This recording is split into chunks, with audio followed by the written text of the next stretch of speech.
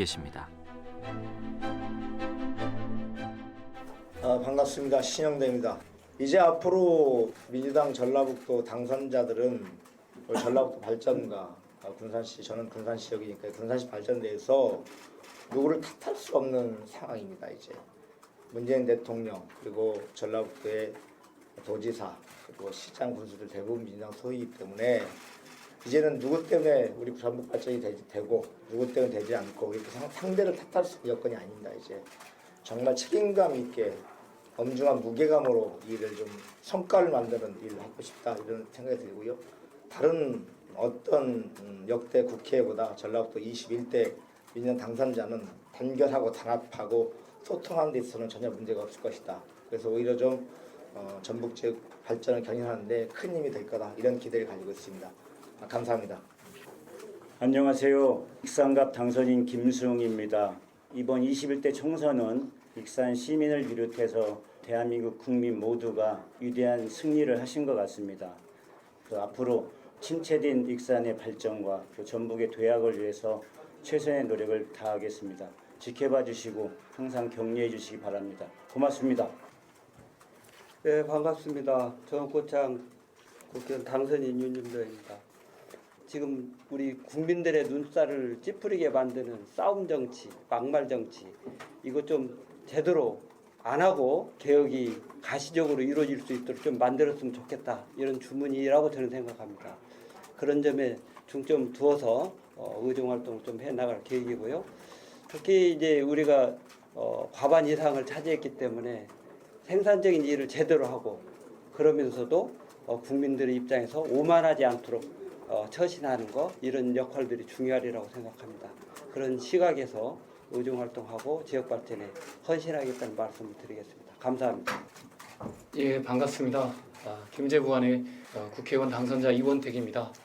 우리 전라북도가 원팀으로서 현안을 돌파해가고 대도약을 이룰 수 있도록 저도 기여해야겠다 이렇게 보고 있습니다. 그리고 또 김제와 부안김제가 사실 농업도시이면서도 또 바다를 끼는 도시이고 또 새만금을 끼고 있습니다. 그래서 그 절절한 목소리들, 인구 감소, 지방 소멸을 앞둔 그 청년들의 절절한 목소리들을 저는 지금도 기억하고 있습니다. 그래서 청년이 지속 가능한 도시를 만들기 위해서 또 김제 부안 주민을 위해서 노력하겠다는 말씀드립니다. 더 겸손하게 성실하게 최선을 다하겠습니다. 감사합니다. 네, 오늘 오전에 더불어민주당 소속 도내 당선자들이 공동 기자회견을 가졌는데요. 초선에 성공한 당선자들의 목소리 일부 보내드렸습니다. 도내에서 10석 중에 9석을 더불어민주당이 가져갔는데 총선 결과와 의미 그리고 그 속에 담긴 민심의 행간 읽어보는 시간 갖겠습니다. 오늘 방송 유튜브 채널 전북 CBS로도 함께 하실 수 있습니다. 참여자치 전북 10년대 김남규 정책위원장 나오셨네요. 어서 오세요. 네, 안녕하세요. 전북민원연 손주화 사무처장 어서 오세요. 네, 안녕하세요. 자, 이번 선거 결과들 다 지켜보셨을 텐데 두 분 10개 선거구 중에서 특히 눈여겨봤던 선거구 실제 결과가 예측한 대로 나왔는지 이것도 좀 궁금해요. 손주화 처장님, 네. 어떤 지역들 눈여겨보셨었어요? 일단 저는 이제 도로공사 톨게이트 비정규직 노동자 문제가 걸려 있었던 남인순 선거구 지역. 남원임실 네. 순창. 결과가 어떻게 나올지 무척 궁금했었는데 쉽지 않을 거라고 좀 생각을 했었는데 네. 네, 무소속의 바람이 일어나는 걸 보고 좀 민심이 변하기는 했구나라는 좀 생각을 했었고요.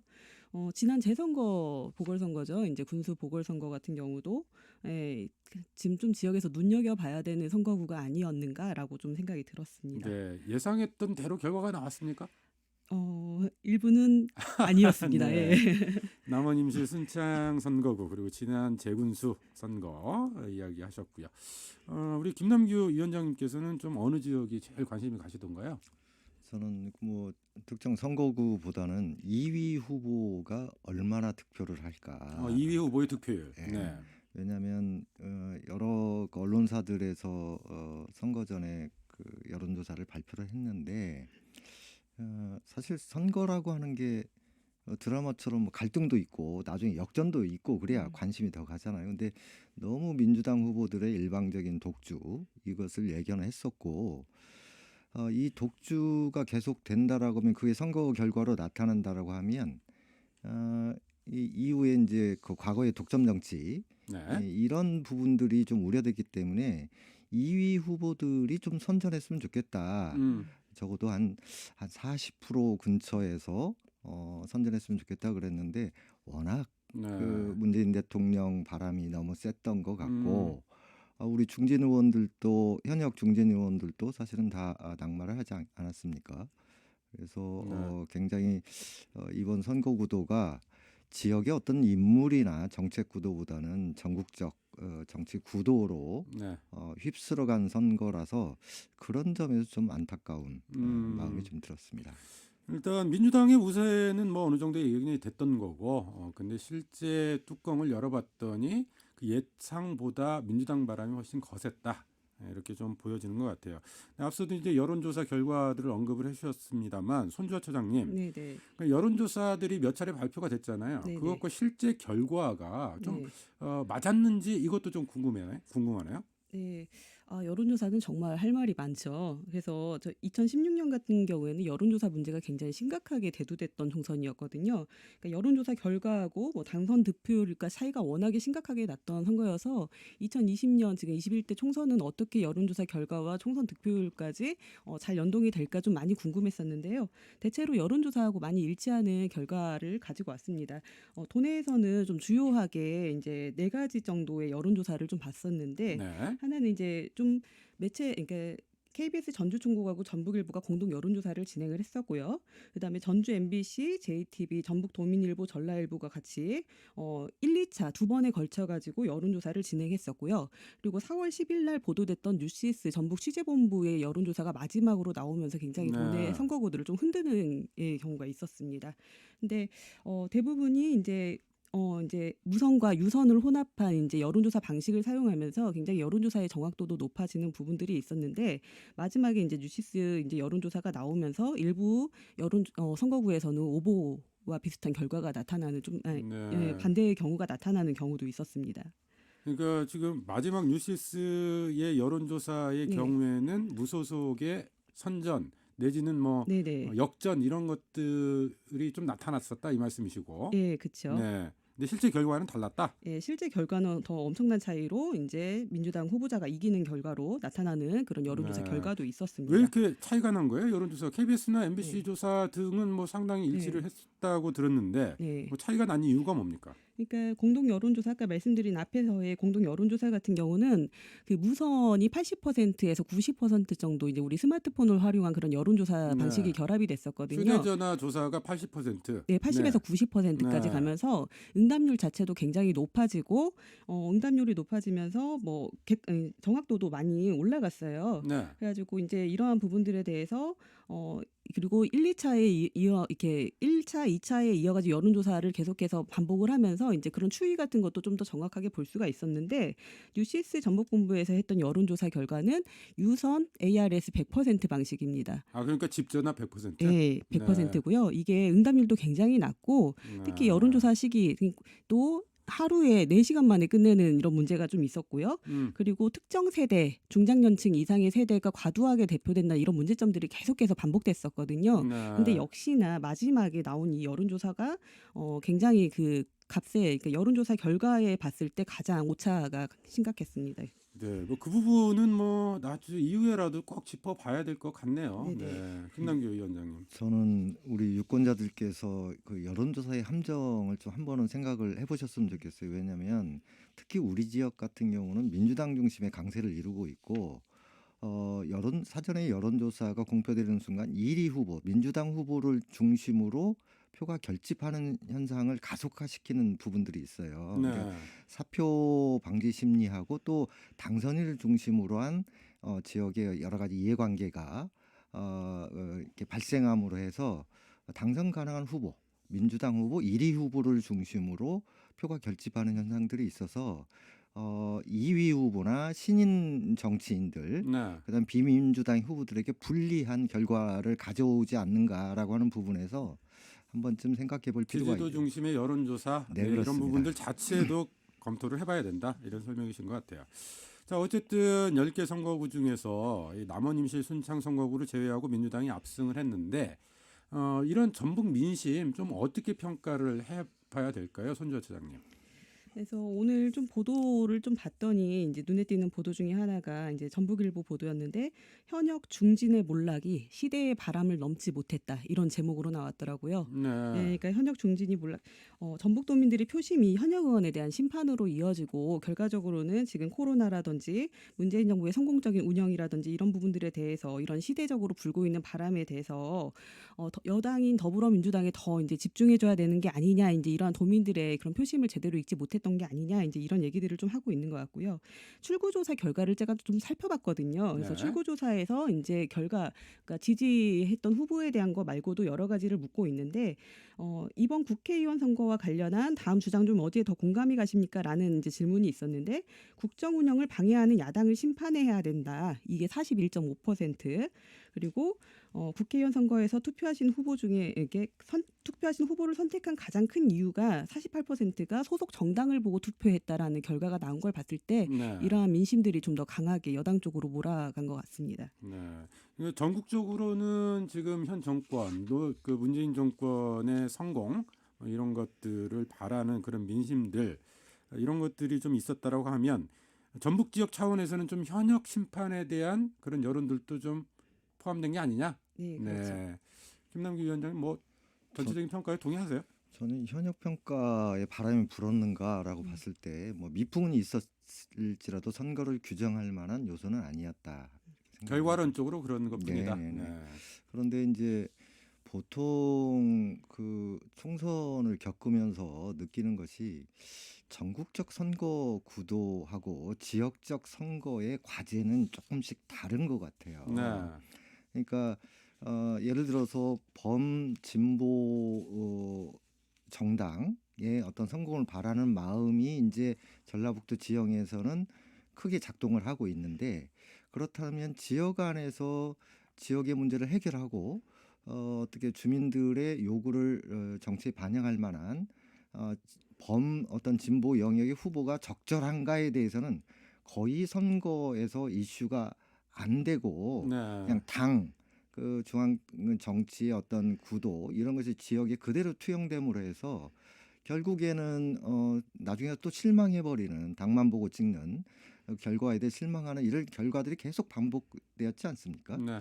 그래서 이번 선거가 그렇다고 해서 뭐 현역 중진 의원들을 심판했다.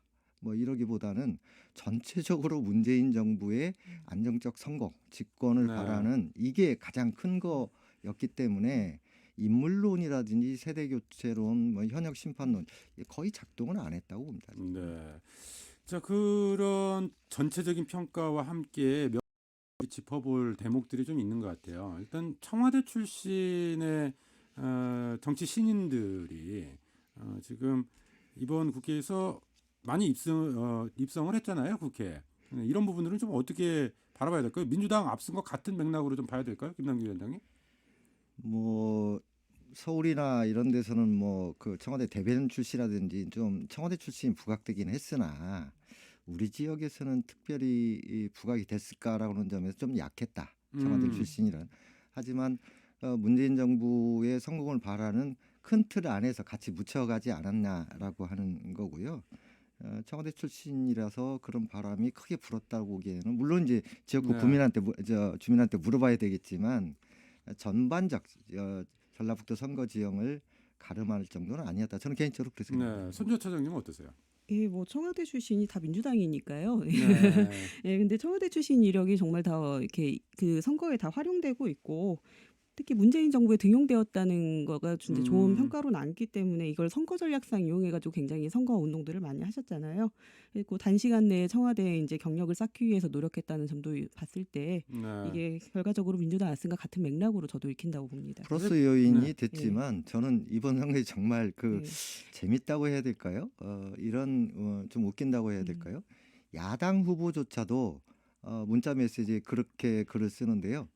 문재인 정부의 성공을 바라는 누구 후보 또는 당선 후에 민주당에 입당하겠습니다. 그러니까 민주당과 문재인 대통령 청와대를 제외한 어떤 구도가 우리 지역에서 형성돼 있나라고 할 때 나머지는 다 미풍이었다. 저는 그렇게 보는 겁니다. 네. 그러니까 사실은 본선보다는 민주당 경선 과정에서 청와대 출신들이 혹시 그런 프리미엄이나 그런 발언들이 이뤘는지 뭐 이런 것들은 좀 살펴볼 필요가 있을 것 같은데 근데 경선 과정에서는 좀 엇갈렸잖아요, 결과가. 경선은 이제 당원과 일반 시민들이기 때문에 경력에서 상당히 그 어떤 유리한 측면들이 많았겠죠. 왜냐하면 인물을 제대로 볼 시간도 없었고 정보도 없었는데 하나의 변별 요인이 됐다. 그렇죠. 네. 네. 알겠습니다. 자, 그런가 하면 이제 민생당의 몰락 이번 선거의 커다란 특징 가운데 하나인 것 같아요.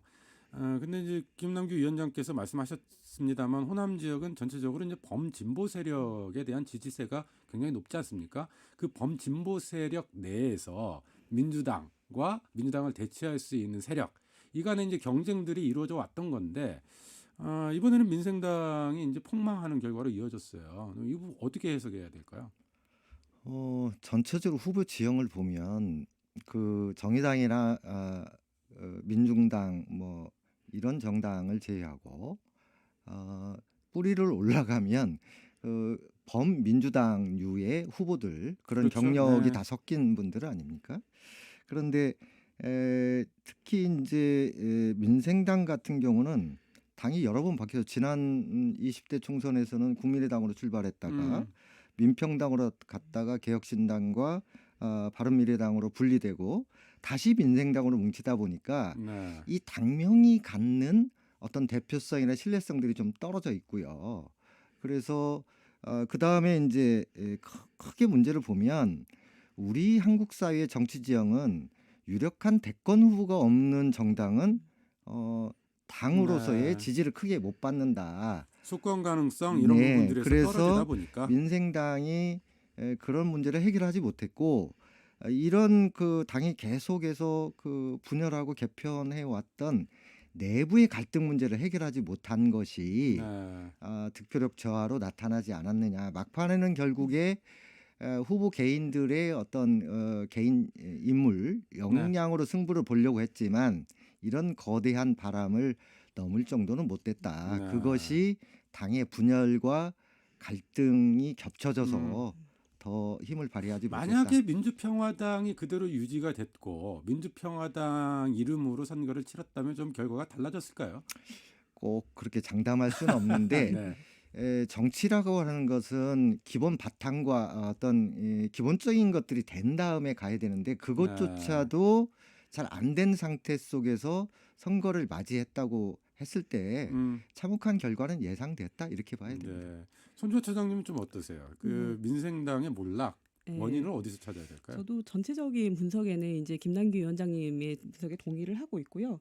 그래서 좀 눈여겨볼 지역구가 군산이 아닌가 싶어요. 그러니까 네. 군산 같은 경우에 이제 민주당 후보가 이제 이겼는데 당선이 됐는데, 그러니까 현대중공업 뭐 군산조선소 가동 중단이라든지 뭐 GM 군산공장 폐쇄라든지 경제 악재가 계속해서 일어났고 오히려 이제 정부에서 이걸 제대로 해결하지 못한 거에 대한 책임론이 좀 발생하지 않을까라는 생각도 조금 지역에서는 했었던 것 같아요. 근데 네. 오히려 경제 악화 상한이 이제 그 현재 다른 정당이었던 이제 현역 의원이 제 목소리를 내지 못했다는 거 아니냐라는 지적이 상당히 지역에서 많이 나왔었고, 그리고 전북에서 10명 의원 가운데 다른 이제 야당 의원이 8명으로 대다수를 차지했기 때문에 오히려 힘 있는 집권 여당이 표를 몰아줘야 이 상황을 더 이겨낼 수 있는 거 아니냐라는 지역의 여론이 좀 많이 높았던 것 같아요. 그래서 네. 그런 것들을 감안했을 때 민주평화당으로 존치했더라도 뭐 얼마나 영향을 많이 미칠 수가 있었을까라는 생각도 들기도 합니다. 네.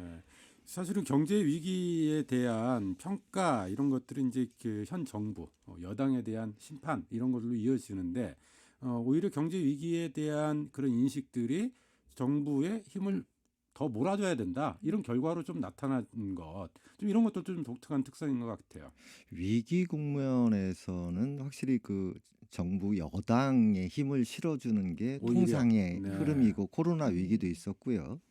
이번 그 총선이 좀 희귀한 것이 보통은 총선은 대통령에 대한 어떤 평가 내지는 집권 여당에 대한 심판이라고는 구도가 일반적인 정서인데 특이하게 이번에는 집권 여당이 아닌 야당에 대한 심판의 네. 분위기로 갔다는 거죠.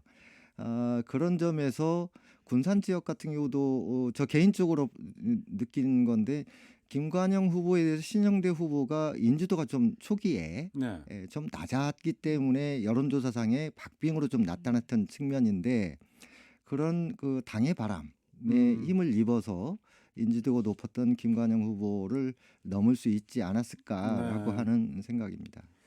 알겠습니다. 자, 이번 총선제 결과로 초선이 4명이에요. 재선이 6명. 그러면서 일각에서 중앙무대에서 전북 정치력이 약화되는 거 아니냐 이런 이제 우려의 목소리들이 나오는데 이 부분은 두 분 어떻게 보시는지 짧게만 좀 이야기 듣고 넘어가죠. 김남기 위원장님 어떻게 보세요? 초선이냐 재선이냐보다는 저는 뭐 이게 막형 뭐 중심 이렇게까지 말씀드리고 싶지는 않습니다만은 광주 전남의 경우 박지원 의원이 상당 부분 지역의 어떤 입이 됐고 네. 그 의원들의 어떤 구심점이 됐던 측면이 좀 있어요. 그런데 저는 지역 간 경쟁의 문제가 아니라 초선 재선이 여러 가지 섞였을 때 좀 지역 현안을 좀 의원들의 협력을 좀 받고 이렇게 분위기를 모아갈 수 있는 그런 것들이 형성되려면 좀 시간이 많이 걸리지 않을까라고 하는 측면에서 네. 좀 노력을 좀 더 전북 정치권이 해야 되지 않나 싶습니다. 네. 손주호 차장님은 어떠세요? 뭐 이제 얘기는 뭐 재선 의원 같은 경우는 위원회 간사로 활동하기 때문에 어느 정도 역할을 할 수 있을 거라는 자신감을 보이는 의원들도 좀 계시기는 하는데요. 아까 말씀하신 대로 좀 구심점이 이제 특별하게 좀 전북에서 그동안 좀 보여지지 않은 부분들도 있고 그런 부분들에 대해서는 조금 더 정치력에 대해서는 좀 고민을 해봐야 될 것 같습니다. 네. 뭐 선수가 상당히 중요한 역할을 할 수도 있겠습니다만 꼭 그것이 모든 것을 결정하는 요인은 아닌 것 같아요. 뭐 지난 국회에서도 보면 표창원 의원 같은 경우에 초선 아니었습니까? 대한민국 사회를 근데 상당히 많이 좀 변화시키는데 기여를 했었던 점을 비추어 보면 어떻게 역할을 하느냐 여기에 달려 있지 않나 이런 생각이 그러니까 그 들어요. 말은 초선도 네. 초선 나름이고 재선도 네. 재선 나름인데 초선 같은 재선이 있을 수 있고 재선 같은 초선이 있을 수도 있다는 이야기죠. 자, 선거는 모두 마무리가 됐습니다. 전북 정치에 남겨진 과제, 뭐 그 밖에 우리 사회에 남겨진 과제 어떤 것들이 있을지 좀 마무리해봤으면 좋겠는데요. 먼저 김남기 위원장님. 먼저 압승이라고 하는 건 승자의 어떤 포용성 이런 것들이 보여질 때 압승이 더 빛나는 것 같아요. 선거로 인해서 촉발된 갈등들을 그 민주당에 당선된 후보들이 좀 끌어안았으면 좋겠고요. 아까 말씀드렸듯이 우리 사회의 어떤 새로운 변화와 또 개혁, 또 코로나 위기를 극복할 수 있는 그 담대한 어떤 그 정치 행보, 지역 발전을 위한 협력 이런 것들을 잘 이루어갔으면 좋겠습니다. 네, 손주아 차장님. 네, 저는 좀 언론 관련해가지고 좀 말씀을 드리고 싶은데 지금 선거를 진행하면서 정책 토론회도 제대로 진행이 안 됐고 정책 질의서도 제대로 된 답변을 받지 못한 것이 상당히 많습니다. 그래서 정책 검증에 대해서 굉장히 이번 선거에서 약하게 굉장히 잘 되지 않았다라는 평가들이 좀 지배적인 것 같은데요. 결과적으로 이제 언론에서 당선자들이 공약이 앞으로 어떻게 더 다듬어져야 되는지, 그다음에 재원 방안은 어떻게 할 것인지 이런 부분들에 대한 검증이 추가적으로 계속해서 4년 동안 이루어져야 된다라고 좀 보고 있고요. 그런 부분에서 봤을 때 선거 후에 당선자의 뭐 동정이라든지 발언에 좀 집중하기보다는 차분히 당선자의 정책이나 이런 부분들을 지역사회에 다시 재정의를 좀 해줘야 되는 게 아닌가라는 좀 그런 우려와 당부를 좀 하고 싶습니다. 네, 민주당이 180석을 넘기는 그 정치 역사상 사실 유례가 없을 정도의 압승으로 결과가 나왔습니다만 결과 나오자마자 이해찬 대표가 기뻐하기보다는 이 책임감을 더 느낀다 이런 이야기를 했었어요. 난 사실 이제 그 이야기 속에는 더 이상 이제 핑계거리도 없다. 잘하든 못하든 그게 민주당의 실력으로 평가받을 수밖에 없다. 좀 이런 의미를 담고 있는 것 같아요. 촛불 이후에 20대 국회가 동물 국회라고 불릴 만큼 국민에게 큰 실망을 줬잖아요. 뭐 여야 뭐 이렇게 그 분할해서 이야기하는 건 그렇습니다만은 어쨌든 이 선거 결과가 주는 그 중압감이라고 하는 것을 우리 지역의 당선자들도 마음 깊이 새겨야 될 것 같습니다. 네, 4.15 총선 결과와 의미 참여자치 전북 10년대 김남규 정책위원장, 전북민원연 손주아 사무처장과 함께했습니다. 두 분 오늘 와서 고맙습니다. 감사합니다. 감사합니다. 평일 오후 5시 5분 색다른 관점과 따뜻한 시선으로 여러분을 찾아갑니다. 전북 CBS 사람과 사람.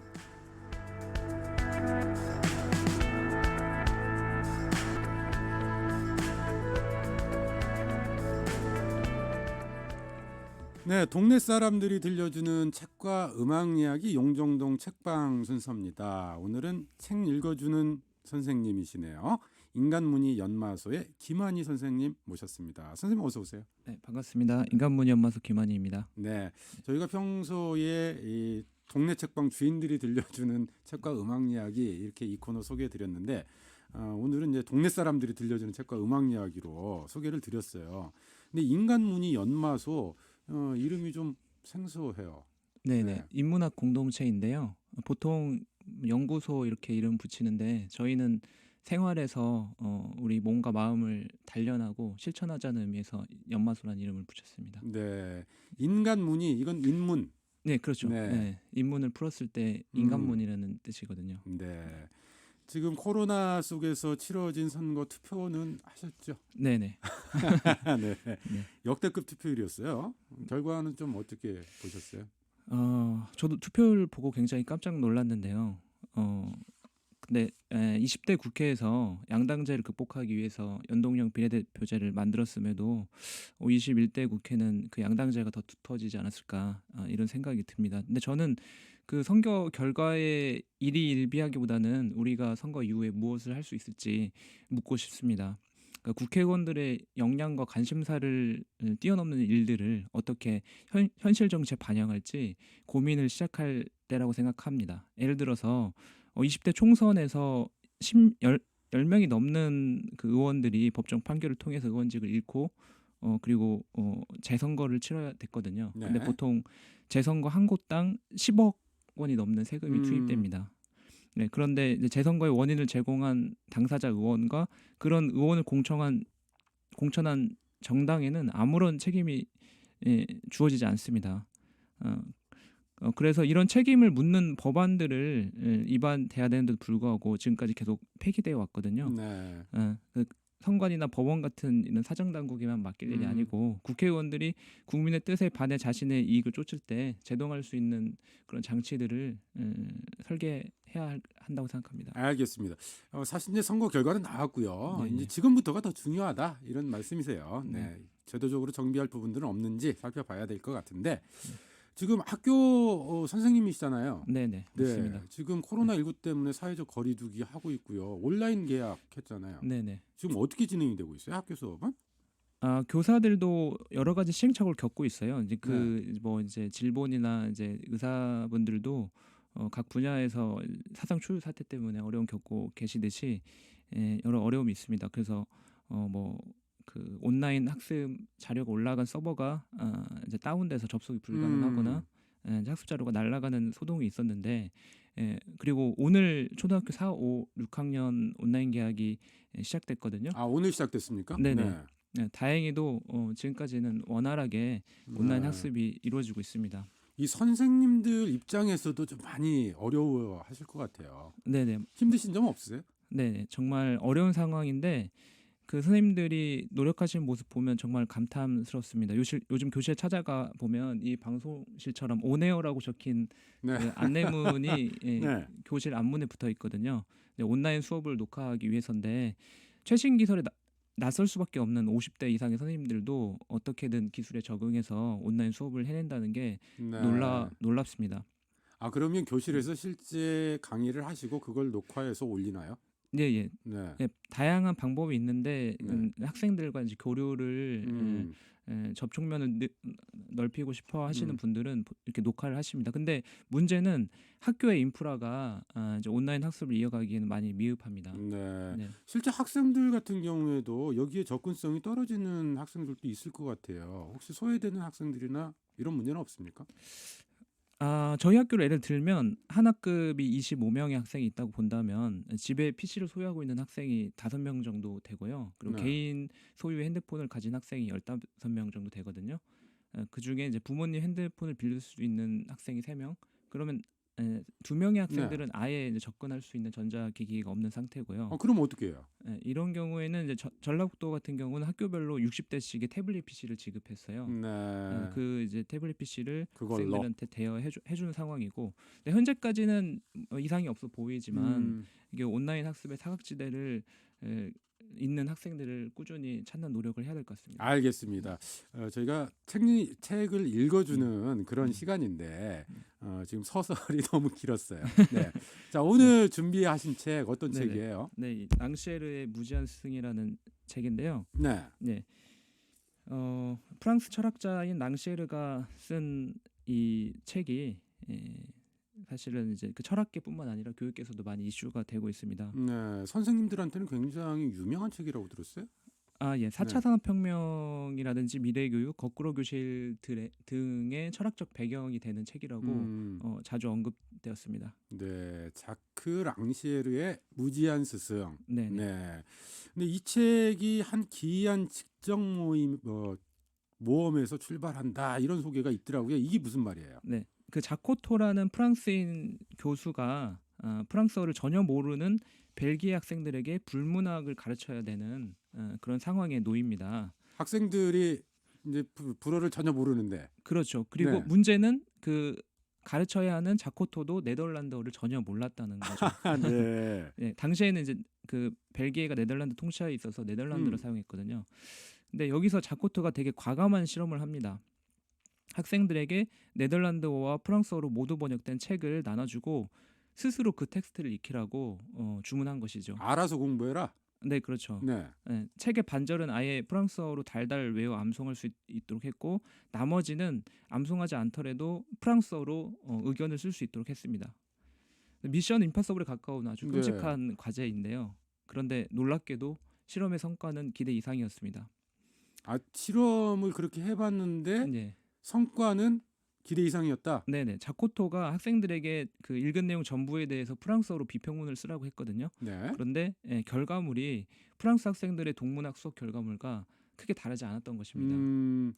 전혀 불어를 모르는 학생들에게, 네네. 그리고 네덜란드어를 모르는 선생님이 이런 수업을 진행을 해봤는데 실제로 프랑스 학생들 대상으로 했던 수업과 비슷한 결과물이 나왔다. 그렇죠. 네.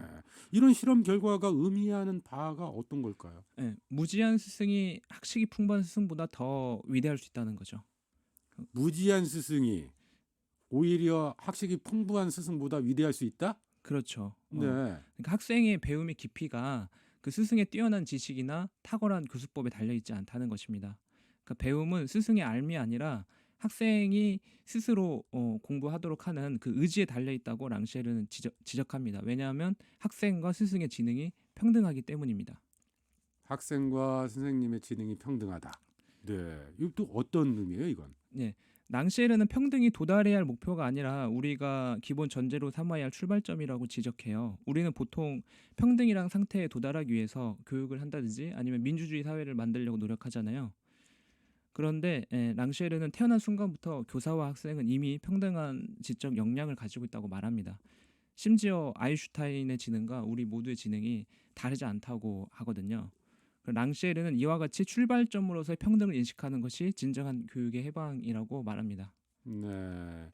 이 사실은 제목부터가 참 역설적이에요. 이 무지한 스승. 그리고 내용을 들어보니까 이 스승의 무지가 오히려 학생들의 배움에는 더 큰 도움이 된다. 이런 내용이네요. 네, 그렇습니다. 네. 그런데 이런 그 랑시에르에 대해서 최근 학교에서 많이 주목하고 있다면서요. 네네. 그 미래교육 관련해서 현재와는 교육 시스템이 달라져야 한다는 그런 요청이 많이 있습니다. 특히 이제 4차 산업혁명이라든지 그런 요청의 일환으로 언급되고 있습니다. 네.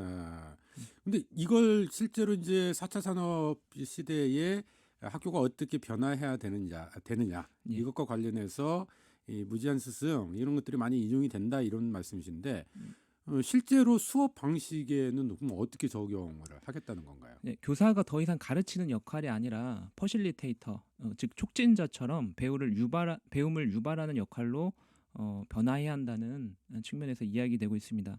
최근에 뭐 KBS에서 거꾸로 교실이라는 프로그램을 연속 반영하기도 했는데요. 근데 거꾸로 교실이라는 거는 기존에 하던 교과서 내용 전달은 10분 이내의 짧은 온라인 영상으로 대체하고 학교 수업에서는 학생들이 원하는 활동과 놀이를 스스로 설계해서 프로젝트 수업을 하는 방식입니다. 네. 그러니까 선생님들이 이제 지금까지 해왔던 역할은 선생님들이 알고 계시는 지식을 학생들에게 전달 내지는 주입하는 좀 이런 것이 주를 이뤘는데 그런 것들은 좀 없애자, 최소화하자. 네, 그렇죠. 네. 네, 자기 주도적 학습이라는 점에서 이상적이라고 할 수 있겠지만 저는 여러 한계점도 있다고 생각합니다. 한계점도 있다. 네네. 네. 그 학생이 주도하는 그 프로젝트 수업이 교사의 일방향 강의보다 탁월한 학습 성과를 가져오는지 모르겠거든요. 랑시에르 말대로 학생과 교사의 지적 역량이 같다고 하더라도 말이죠. 네. 아니 그러니까 이런 지금 자기주도 학습에 대한 이야기는 참 많이 나와요. 그러니까 일방적으로 주입되는 주입식 교육을 받는 경우보다 학생이 스스로 느끼고 필요성을 느껴서 자기 주도적으로 학습을 하는 경우에 효과가 더 크다. 이런 이야기를 하는 거잖아요. 네. 이때 선생님은 지식 전달자가 아니라 촉진자, 배움을 유발시키는 그런 역할을 수행해야 된다. 이런 이야기인데 현장에서는 현직 교사로서 좀 한계나 아쉬운 점도 많다. 이런 말씀이신 것 같아요. 네, 맞습니다. 네.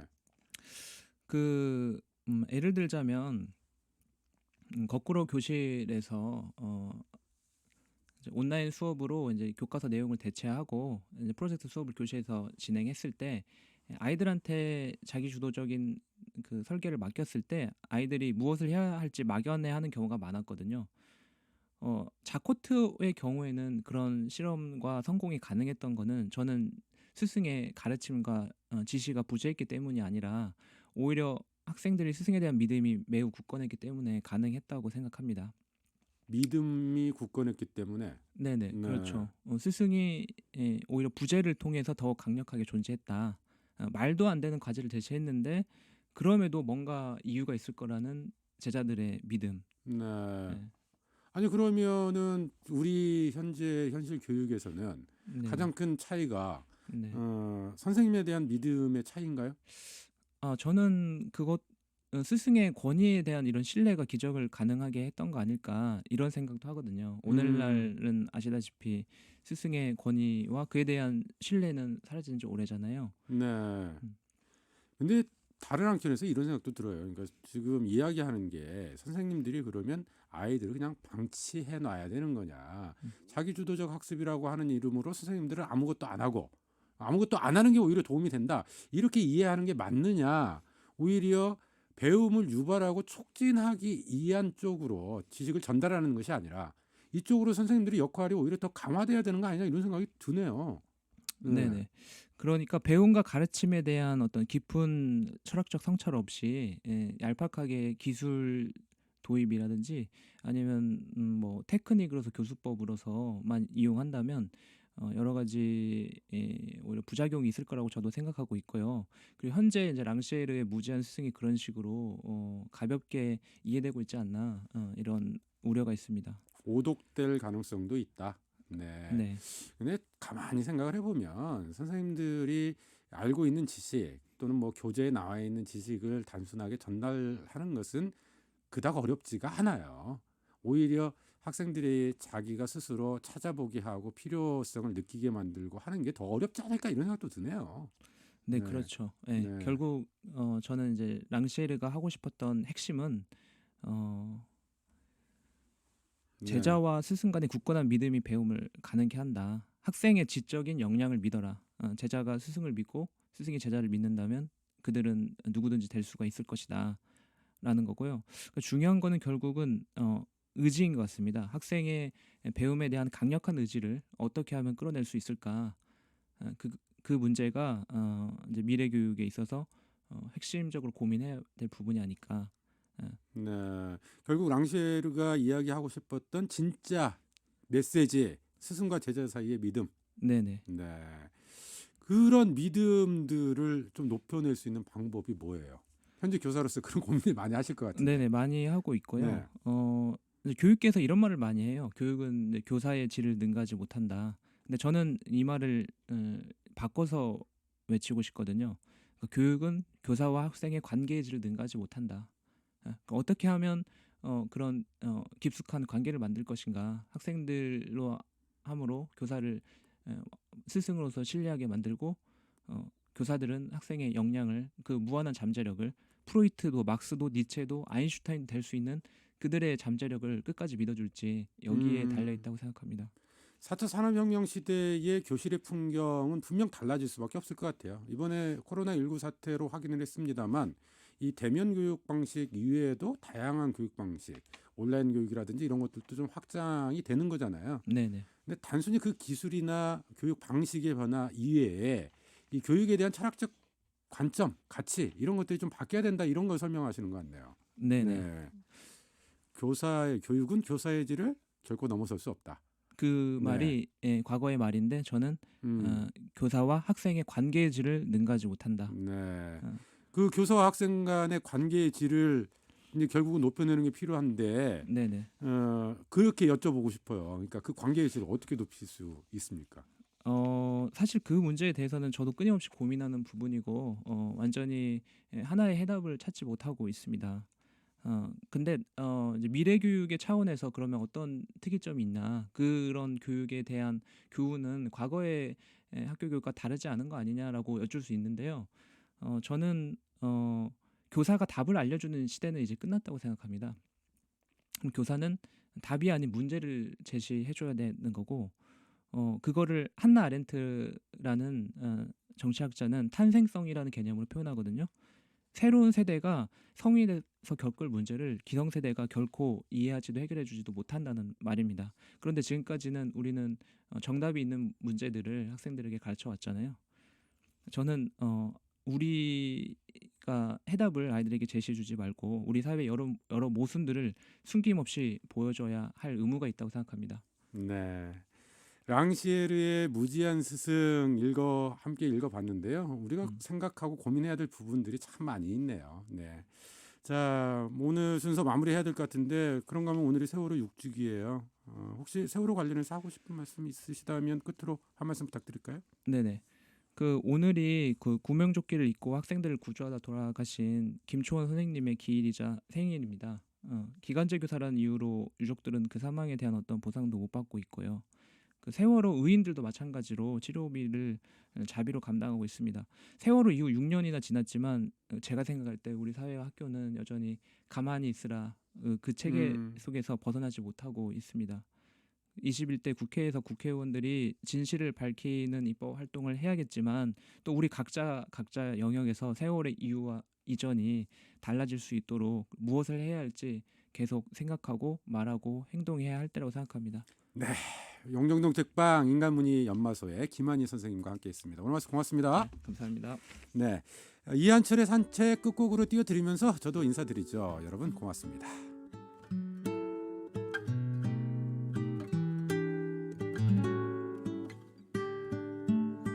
한적한 밤 산책하다 보면 어김없이 생각나는 얼굴, 반짝이는 별을 모아 그리는 그런 사람